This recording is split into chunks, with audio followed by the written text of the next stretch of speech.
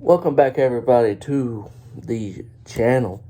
Tonight, Raw was another great show, very solid, and it's surprising. A lot of people thought, "Oh man, 3 hours." We used to think 3 hours of this. This is forever. Now we watch 3 hours, and it's still long. Don't get me wrong. It's still long, but it feels like it flies by a lot better. You know why? The show's better. Having time. Time flies by when you're having time. Having a great time like this. And most everybody is having a great time watching this product right now. And tonight was another great one. In Toronto, I will say the Montreal crowd from SmackDown was better than Toronto. Kind of disappointed because I bet Caillou, wherever he's at, you know what's funny, guys? If you're new to the channel, you won't understand this, but the people that's in the group message the fellas and everything. I made what was it? I made fun of this guy named Caillou. He made like several channels. I don't know how much. I actually rewatched that and everything, and man, that was golden. That was golden for me. And Caillou, wherever you're at, even if you're on YouTube, I don't know. I'm not going to search you up if you are. Toronto, your city, disappointed tonight with some stuff with the crowd. But this show was fast-paced at the beginning. We had Rollins, Riddle doing a brawl. We didn't see them afterwards. I like that. We didn't oversee them. We didn't see them a lot like that. Trish came out.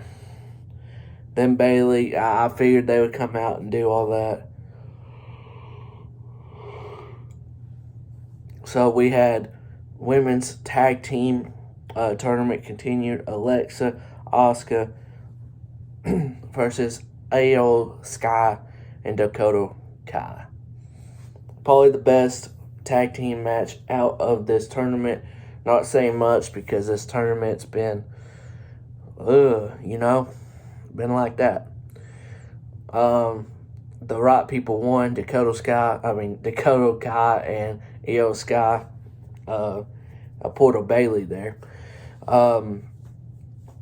They won, and rightfully so.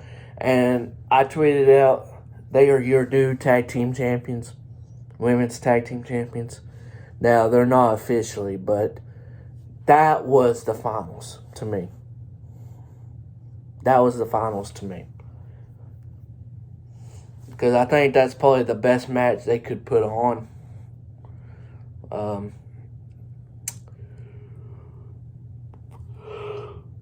But I could be wrong. Who knows?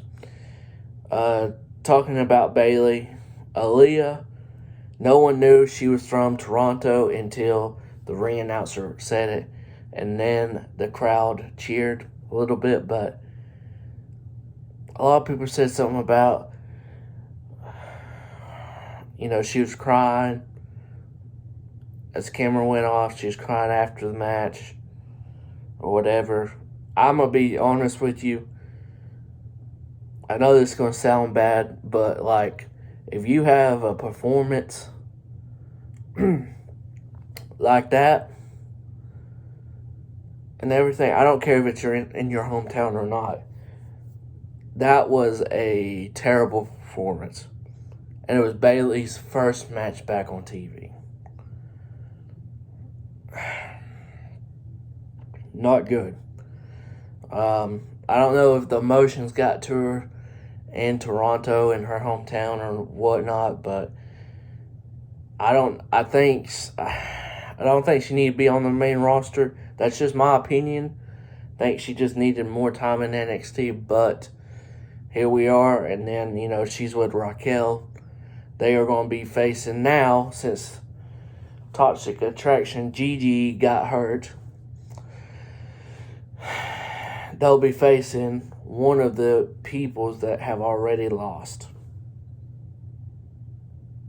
in this tournament. So, what I'm thinking is Natalya and Sonya Deville will be the ones to win that. I think it's a fatal 4-way tag team match. It'll probably be a cluster of a match, I'm not gonna lie. Hopefully it's good, but we get that on SmackDown.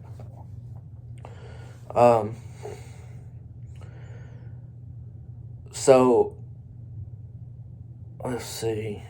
Bayley obviously won that Leah match. I wish they would have, just would have been that one of those quick ones and ended it.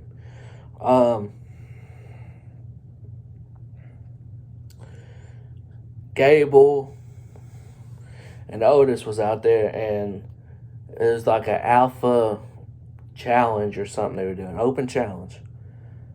And I thought it was kind of confusing. I thought it was tag team, but I guess it was just Gable. Here comes Kevin Owens come out, and I'm like, to a very good pop, and I was like, of course, Toronto. And I was like, tag team? I thought it was tag team, so I was like, dang, they're going to have just Sammy come out here, and they're going to start that up. It was just one-on-one. This was a very good match, man. Very good match. And Owens ended up being victorious like he did with the pop-up powerbomb. Welcome back, powerbomb. I think that's the first time he actually used a pop-up powerbomb in a long time. And he got attacked afterwards. I thought, man, here we go. Sami Zayn coming out. But he overfought Otis and Gable and stood on top.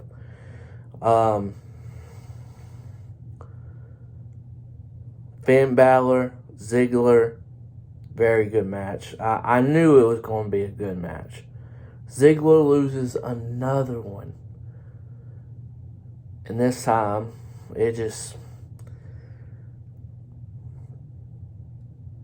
Rhea got in the way once again.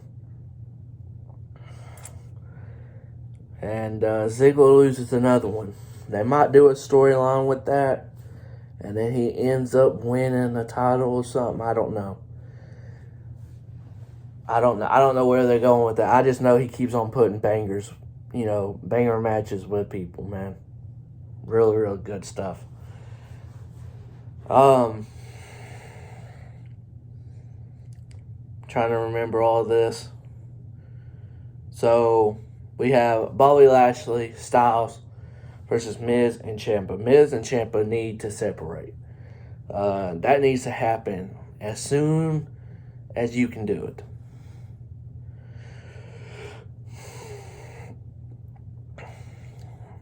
Now, during this match was chaotic. Someone attacked Styles. I thought, Dexter finally got his hands on Styles. We had something backstage, a smoke. I was like, Dexter finally got his hand on Styles. Nope, it was someone else. Distraction. Very smart. So I'm thinking, okay. And then Miz does like a big boot to Styles, and then someone gets up, and I'm like, there's Dexter. That's Dexter Lumis, right? He takes the Miz and just goes off with him. Kidnaps him, basically. And I'm like, do we have all security guards over here and not any over here? Like, that's kind of crazy, right? If something actually happened. Now, obviously, they would have security guards probably sitting down low-key, but this was funny, and the story just continues. Intriguing story. Judgment Day with a great promo backstage. Very good stuff. So, go to commercial break. This is probably like 10:10, 10:15-ish. They come back. And I'm like, I don't know what's going on. They haven't said anything. Out of the blue, you hear dun dun dun dun, good tune, and you're like, I'm like, I was like, damn, I've heard that before. And they finally show the screen, and you hear Rebel Heart, and you see Gargano, and I'm like, what? Like, out of nowhere, no one reported it. Johnny Gargano comes out. Pretty good share. It should have been a bigger one, I'm going to be honest. But, pretty good share. And I think it was, most of them, the people in the crowd is like, hey, they're coming back from commercial break. Another match is starting or something. You don't expect, out of nowhere, Johnny Gargano to come back. No one reported it. No one reported that he was there or anything. And if this is going to be the case most of the time with WWE surprises or returns, this is going to be wonderful. I really couldn't believe it. I figured he'd be back, but not just like out of the blue like that. That was a huge surprise. And he put it on Twitter that he wanted to be a legit surprise, and that's what it was.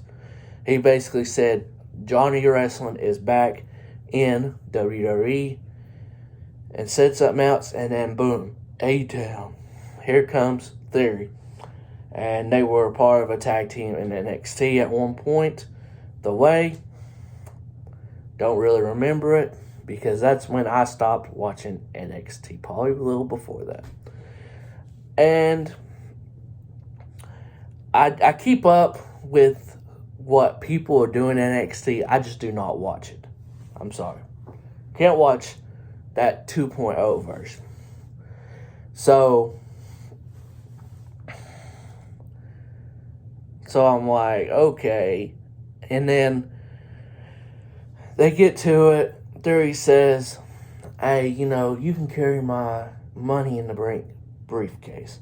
Now, a lot of people on Twitter was saying Johnny should take the briefcase away from Theory. No. I'm sorry. No. I am not a big fan of whenever someone wins a briefcase, like the Money in the Bank briefcase. One, I don't like when they lose it, like lose the briefcase to someone else. Or two, they don't cash in and win. When someone cashes in the briefcase, they should win no matter what. No matter what. Really. I don't care what story is going down between the other two competitors or whatever. I don't care. That person, he or she, should win the world title. That's just how I feel. I know a lot of people want Gargano to hold the Money in the briefcase and now, but that should not be the case. And I feel like Triple H is not going to do that. He knows better to do that, I think. Who knows? But if it happens, it happens.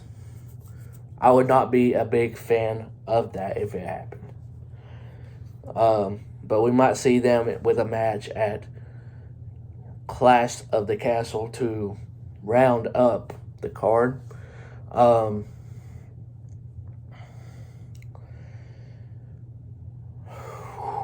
Man, I'm trying to remember everything. We're about 15 minutes in.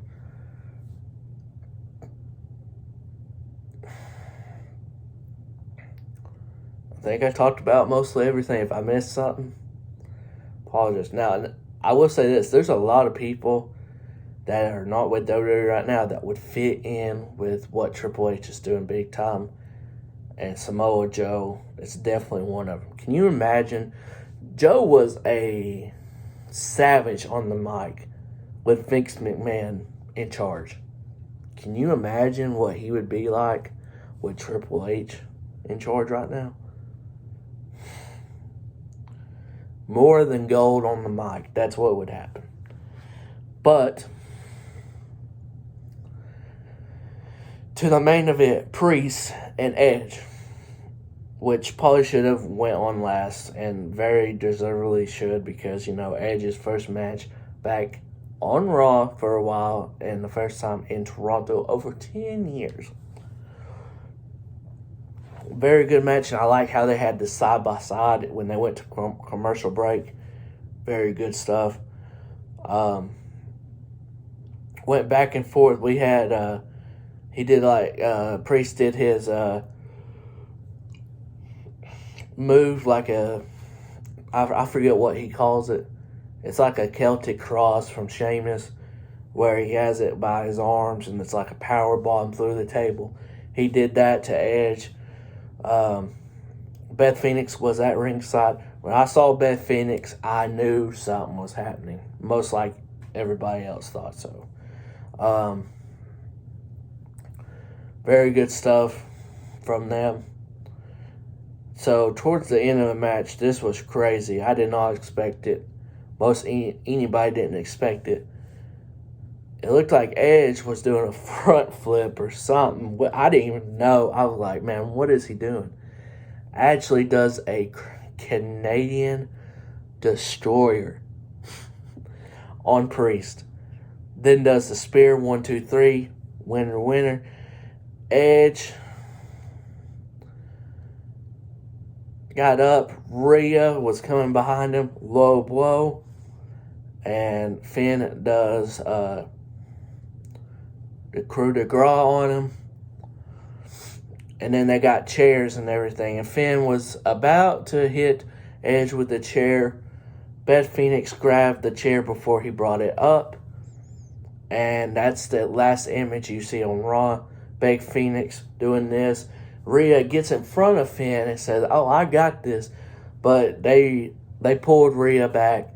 And that showdown between Beth Phoenix and Rhea Ripley will come to a head very, very soon. And I cannot wait for that. We might see that at Clash at the Castle. So, very good show on Raw tonight. And I didn't think I was going to go over what I did last week. Now, Friday I was busy, so no SmackDown. I didn't even get to watch a lot of it, but I know it was solid. But tomorrow I got a big update on my life and all that, and I'll do that through video and everything. Can't wait to do that. I hope you guys enjoy this. If you're new to the channel, please hit that red subscribe button. I really would appreciate it. Hit that like button if you enjoyed this review on the show. And man, Triple H knows how to do it, man. Hope you have a great one and have a great night. Peace out. A-Town.